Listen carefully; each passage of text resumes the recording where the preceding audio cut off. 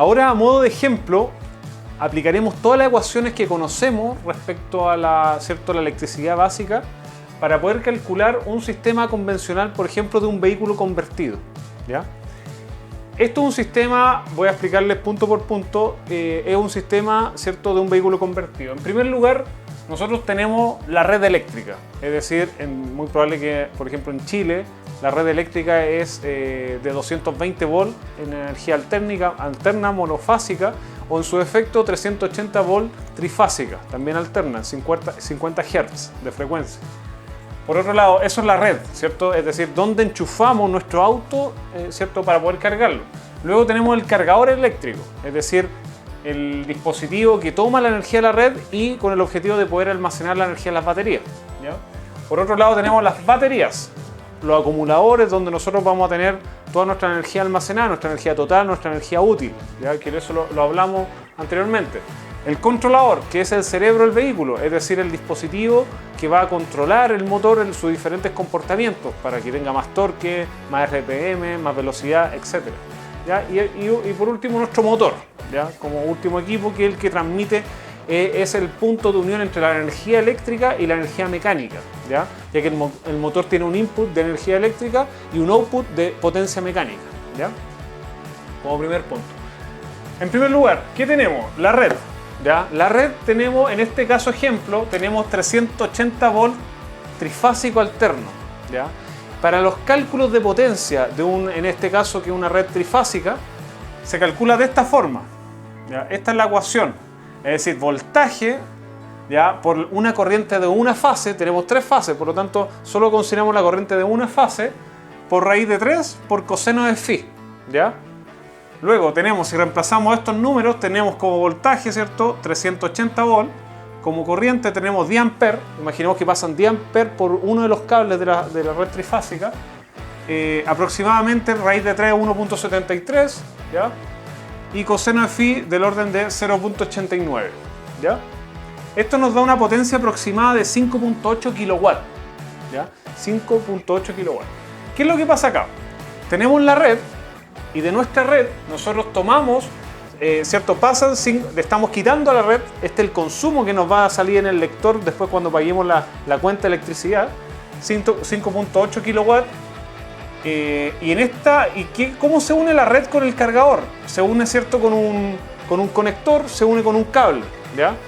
Este cable y este conector, según obviamente el largo del cable, ¿ya?, y la eficiencia del conector, puede tener asociada una pérdida. Siempre hay pérdida, ¿ya? Hay que entender que siempre en un sistema, ningún sistema es perfecto, por lo tanto todos los sistemas tienen pérdida, ¿ya? Imaginemos que la pérdida es de 0.5 kW de potencia. ¿Qué significa eso? Que al ingreso del cargador vamos a tener una potencia que va a ser 5.8 kW menos la potencia que estamos perdiendo, que es 0.5 kW. Por lo tanto, ¿cierto?, la potencia que entra al cargador va a ser 5.3 kW. ¿Ya? Esa es la potencia que entra al cargador. Imaginemos que el cargador tiene un rendimiento, ¿ya? Como les dije, todos los equipos, no hay sistema perfecto, por lo tanto todos los equipos tienen pérdida asociada.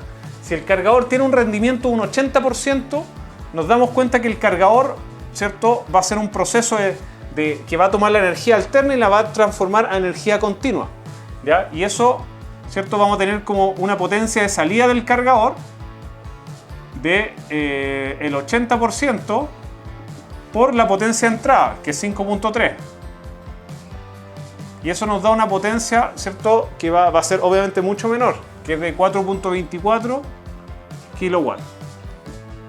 ¿Ya? Entonces ya tenemos, si se fijan hasta este punto, ya tenemos una gran pérdida. O sea, desde los 5.8 que estamos sacando a la red, ahora ya la salida del cargador tenemos 4.24 kW.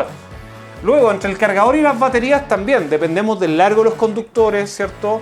Dependemos del tipo de conductor, si produce mucha resistencia eléctrica, ¿cierto? Recuerden el concepto cuando hablamos de conductores, ¿ya? Imaginemos que también tenemos una pérdida de 0.5 kW. Por lo tanto, la potencia que entra a las baterías va a ser igual a 4.24 kW menos 0.5 kW. Por lo tanto, la potencia que está entrando a las baterías es de 3.74 kilowatts. ¿Ya? Esa es la potencia que está entrando a nuestras baterías, ¿cierto? Que partimos con 5.8 y ahora vamos en 3.74. ¿Ya? Imaginemos que las baterías tienen un rendimiento de un 90%. ¿Qué es lo que hacen las baterías? Toman la energía en una manifestación de energía eléctrica y la transforman, ¿cierto? Energía eléctrica la transforman en energía química, ¿ya? Y hay una primera transformación. Y luego tiene una transformación de energía química a energía eléctrica nuevamente. Es decir, hay dos transformaciones, ¿ya? Pero si en el global, entre, ¿cierto?, la primera transformación y la segunda, en total hay un 90% de eficiencia, vamos a entender que a la salida de las baterías, ¿cierto?, a la salida de las baterías vamos a tener una potencia que es 3.74 por 90%. Y esa potencia, ¿cierto?, que es la que sale de las baterías, es aproximadamente 3.36 kilowatts. ¿Ya? Esa es la potencia a la salida de las baterías. Imaginemos que entre las baterías y el controlador, que recuerden el cerebro del auto eléctrico, tenemos primero que todo una pérdida en los conductores de 0.3 kilowatts. Vamos a entender que a la entrada del controlador, ¿cierto? A la entrada del controlador vamos a tener una potencia de 3.36 menos 0.3 kilowatts. Y eso nos da una potencia total de 3.06 kilowatts. ¿Cierto? Esa es la potencia a la entrada del controlador. Ahora bien, imaginemos que el controlador tiene una eficiencia, tal cual como el otro equipo. Como les dije, ningún equipo es perfecto. Tenemos una eficiencia de un 80%. Si tenemos una eficiencia del 80%, la potencia que va a salir del controlador va a ser 3.06 kilowatts por 0.8 o 80%, que es lo mismo, y eso nos da una potencia total de 2.44 kilowatts. ¿Ya? Imaginemos que entre el controlador y el motor tenemos una pérdida de 0.2 kilowatts o 200 watts, que es lo mismo. Vamos a entender que al inicio, a la entrada del motor, vamos a tener una pérdida que va a ser de 2.44 menos 0.2. Eso es igual a, ¿cierto? Eso es igual a una potencia obviamente mucho menor, que es 2.24 kilowatts. ¿Ya? Luego, el motor obviamente también tiene su eficiencia, pero ahí vamos a llegar hasta ahí con este análisis eléctrico, solamente para que entiendan la cantidad de pérdida asociada debido a transferencia energética como a transformación energética. ¿Ya? Si nosotros sumamos, hacemos esto como un sistema cerrado y vemos toda la potencia que entra, ¿cierto?, versus toda la energía, las potencias que salen, debería ser igual a cero. ¿Ya? Es decir, aquí esto se rige con la primera ley de la termodinámica, que básicamente la energía, ¿cierto?, no se crea ni se destruye, solo se transforma. ¿Ya? Es decir, que toda la sumatoria de potencia aquí debe dar igual a cero. ¿Ya? Ahora bien, ¿cómo nosotros podemos calcular la eficiencia del ciclo completo? ¿Ya? La eficiencia del ciclo completo básicamente la vamos a entender como ¿cierto?, la potencia que tenemos allá al último, ¿cierto?, la que ya tiene contenida todas las potencias y el rendimiento, dividido, ¿cierto?, la potencia inicial, que es 5.8 kilowatts. Y eso nos da un rendimiento del sistema completo de un porcentaje que nos va a involucrar todos los rendimientos que están implícitos. ¿Ya? Y eso nos da aproximadamente un valor del orden de 38%. Es decir, este sistema, a modo de ejemplo, tiene un rendimiento, ¿cierto?, una eficiencia de 38%.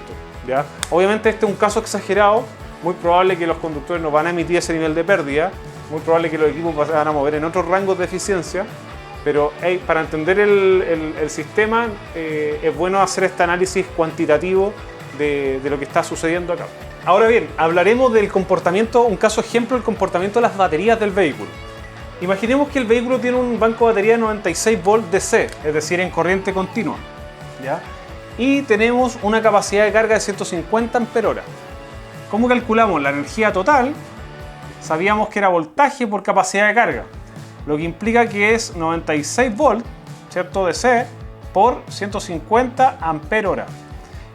¿Cierto? El múltiplo de ambos valores nos da 14.400 watt-hora. que es lo mismo, ¿cierto? Si lo dividimos en 1000, es lo mismo que 14,4 kWh. Recordemos que siempre tenemos que llegar al valor de energía total y medido en kWh, con la unidad de kilo, ya que es un valor de 1000. Ahora bien, esta batería se está protegiendo en un 40%. ¿Ya? ¿Qué significa eso? Que ahí no se va a tocar el 40% de las baterías, se va a mantener intacto. Por lo tanto, la energía útil, ¿cierto? La energía útil va a ser energía total por, ¿cierto? Si se va a proteger en un 40%, para obtener la energía útil tenemos que multiplicarla por 60%, ¿cierto? Por lo tanto, la energía útil va a ser 14,4 kWh por 60%.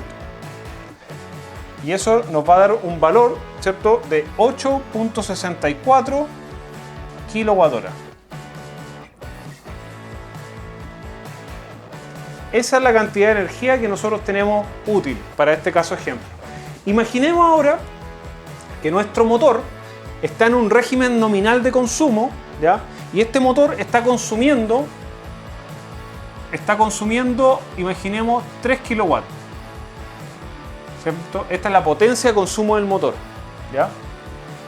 Y es una potencia que tiene implícito, ¿cierto? Porque lo que nos interesa a nosotros es la batería. Ya, ok, este punto.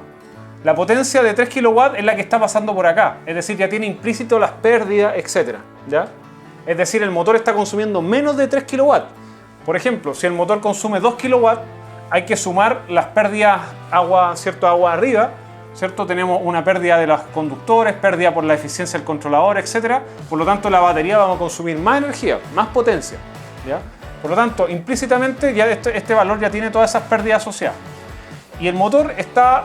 La pregunta es, ¿cuánto tiempo nos va a durar las baterías si el motor se mantiene consumiendo en ese rango de potencia? ¿Ya? Por lo tanto, para entender este caso ejemplo y responder en cuántas horas nos va a durar el motor, tenemos que primero qué energía usamos, energía total o energía útil. Obviamente usamos la energía útil, que es la que podemos tocar, ¿cierto? Esa es la que podemos intervenir, ¿cierto? Entonces tenemos energía útil, ¿cierto? Tenemos 8,64 kWh, ¿ya? Por lo tanto, si nosotros queremos saber el tiempo, tenemos que multiplicar. O sea, en primer lugar, tener la energía útil, ¿cierto?, dividido la potencia de consumo, ¿ya? La energía útil es 8,64 kWh y la potencia de consumo es de 3 kW, ¿cierto? Los kilowatts se anulan, ¿cierto? Y eso nos da un valor que es el tiempo que va a estar operando el motor, que es de 2,88 horas. ¿Ya? Ese es el tiempo que nos va a durar las baterías, ¿cierto?, en esa operación como caso ejemplo.